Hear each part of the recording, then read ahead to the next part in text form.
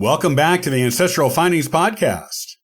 In today's episode, we're journeying back to the era of power, intrigue, and the captivating reign of Queen Elizabeth I.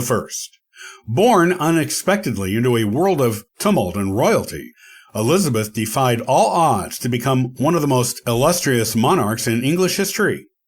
From her surprising ascent to the throne, to the radiant era she ushered in, known as the Golden Age, we'll uncover the remarkable story of an extraordinary English queen. Join me as we peel back the layers of history to reveal the woman who defied expectations and forever changed the course of her nation.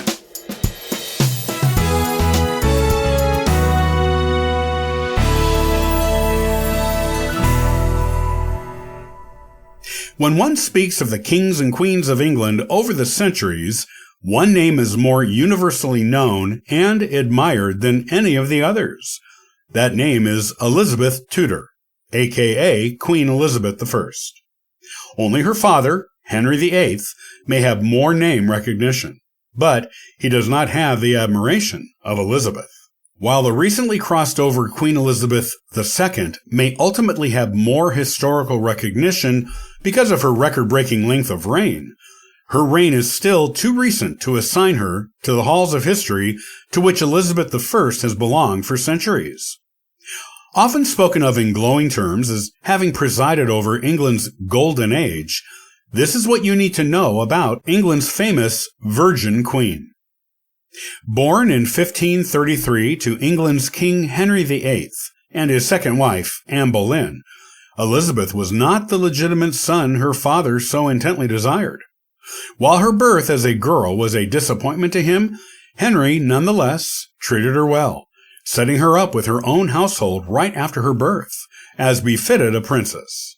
He even made his elder daughter, Mary Tudor, once titled a princess, but by then demoted to a mere lady due to Henry declaring his marriage to her mother, Catherine of Aragon, invalid, attend to Elizabeth as a servant in her new household, something the former princess keenly resented. Henry was also known to show off Elizabeth to his friends, courtiers, and visiting diplomats, bragging of her Tudor red hair, and telling all who was forced to listen that her birth was proof that Anne was fertile and that boys would surely soon follow her birth. Yet despite this wonderful and storied beginning, Elizabeth's life as a pampered princess did not last long. Frustrated with Anne's seeming inability to produce a living son, she did have at least 2, and possibly 3 miscarriages, one of which was definitively identified as a boy. Henry soon grew tired of his once great love and desired to discard her as he had done his previous wife. Anne was not so lucky as to get a divorce, though. Henry approved of trumped-up charges of adultery, incest, and treason that his courtiers brought against her, being aware of his desire to be rid of her and wanting to help him gain his favor. Anne was found guilty because it was never going to be otherwise. The king got what the king wanted. Anne was executed when Elizabeth was only 3 years old. The now motherless child was demoted to a lady, just as her elder half-sister had been. Henry declared his marriage to Anne invalid, claiming he had been coerced into it by witchcraft from Anne. This made Elizabeth now illegitimate in the eyes of English law, and thus ineligible for the throne, or even the title of princess. Elizabeth was mostly kept away from court after this, until her stepmother, Catherine Parr, Henry's last of 6 wives, encouraged him to have a better relationship with all of his children.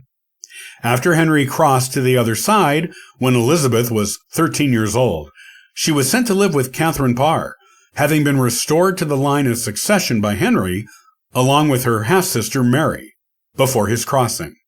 Elizabeth spent a happy year with Catherine, but was sent away after Catherine's new husband, Thomas Seymour, was caught by Catherine getting a little too friendly in an intimate way with the 14-year-old princess. She kept to herself in her own household in the countryside until her younger half-brother, King Edward VI, crossed to the other side at age 15, making her half-sister Mary Queen of England. Elizabeth rode into London with Mary to show a united front between the sisters in support of Mary's newly established reign. Young and beautiful, the people loved Elizabeth, much to Mary's dismay, when she thought the people were giving more attention and praise to Elizabeth than to her. Mary's intent was to marry, produce a legitimate heir, and turn England back into a Catholic country.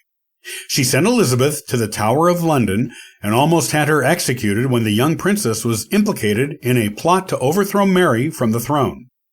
Only Elizabeth's steadfast proclamations of innocence and a lack of evidence that not even a monarch could make look like it was anything other than hearsay kept her safe. After 5 years on the throne, Mary crossed to the other side, married, but without having produced an heir. She knew she had no other option than to leave the throne to Elizabeth, which she only did at the last possible moment and with great resentment and reluctance. At only 25 years old, Elizabeth was now Queen of England. It was an unlikely journey to the throne for her, having been declared illegitimate, disinherited, re-inherited, and having two siblings on the throne before her who did not produce heirs. Yet, on the throne she was, and her lengthy reign over England would be one of the most famous in English and even world history. Elizabeth would not get married or produce an heir for England, though she kept her courtiers believing that she would until it was clear that she was well past childbearing ability. She entertained a lot of suitors from countries all over Europe and from within England itself. It is thought, though not confirmed, that she decided to never submit herself to a man, as would have been required of her as a woman if she married, despite being queen, so that she would not be in the position in which her mother found herself. She often declared to the English people and the English nobility that she was married to England itself. While she definitely loved to flirt, and obviously enjoyed the attention and admiration showed to her by men, she is only known to have truly been in love with one man, Robert Dudley. He was the son of John Dudley and the older brother of Guilford Dudley, both of whom were executed in the attempted plot to put Lady Jane Grey on the throne. Guilford was married to Jane. Robert even spent time in the Tower himself with his other brothers, all of whom were under sentence of execution in the Lady Jane Grey plot, but, with the exception of Guilford, were ultimately pardoned by Mary I and released. There is no doubt Elizabeth loved Robert. It was also clear that he loved her. They might have married had he not already been wed when they fell in love. Even after Robert's wife Amy crossed over after falling down a flight of stairs, they could not wed, due to the suspicion amongst the English people that either Robert, Elizabeth, or both had arranged for her to be murdered while having it look like an accident.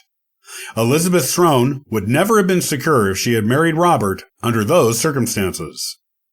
Sadly, she gave up on the idea of wedding her true love and remained unwed for her whole life, though she and Robert remained in each other's lives. She even briefly banished his new wife from court in a visible show of jealousy after he remarried to one of her cousins on her mother's side many years later. Still, she was heartbroken when Robert crossed over decades later. She was said to always seem depressed after that. After she crossed, a letter to her from Robert was found amongst her things, on which Elizabeth had written in her own hand his last letter. It was the last letter he'd written to her before he crossed. Elizabeth reigned for about a decade more after Robert crossed, flirting with much younger men who she pretended adored her as an object of romance, despite her being elderly, for the time, by that time. In total, she reigned as England's queen for a record-breaking 44 years, the longest reign in English history at that time, later broken by Queen Victoria and Queen Elizabeth II. Elizabeth's reign saw the dawn of the age of exploration, the establishment of English colonies in North America, the defeat of the Spanish Armada, the flourishing of English arts and literature, such as William Shakespeare in his plays, and the establishment of England as a firmly Protestant country. Hers is considered one of the most successful reigns of any monarch in English history, and she is remembered fondly to this day. The English throne went to Elizabeth's first cousin, 2 times removed, King James VI of Scotland, who became King James I of England. He recognized her extraordinary contributions to England and was responsible for building the magnificent tomb in which she rests today, atop that of her half-sister, Mary, in Westminster Abbey.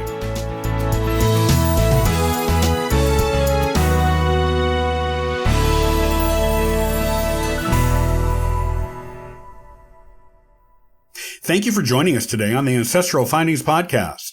For additional resources and exclusive treats, be sure to visit ancestralfindings.com. You can grab a complimentary genealogy ebook, benefit from a free genealogy lookup, and even participate in our weekly historical postcard giveaway. It's a treasure trove for every family history enthusiast. Your support by listening to the podcast genuinely means the world to me. If you want to support us in more ways, consider supporting us on Patreon or PayPal. Every contribution aids in delivering valuable content and continuing our free genealogy lookup service. From all of us at Ancestral Findings, thank you for being an integral part of our family history community since 1995. I hope you have a wonderful day, and as always, happy searching!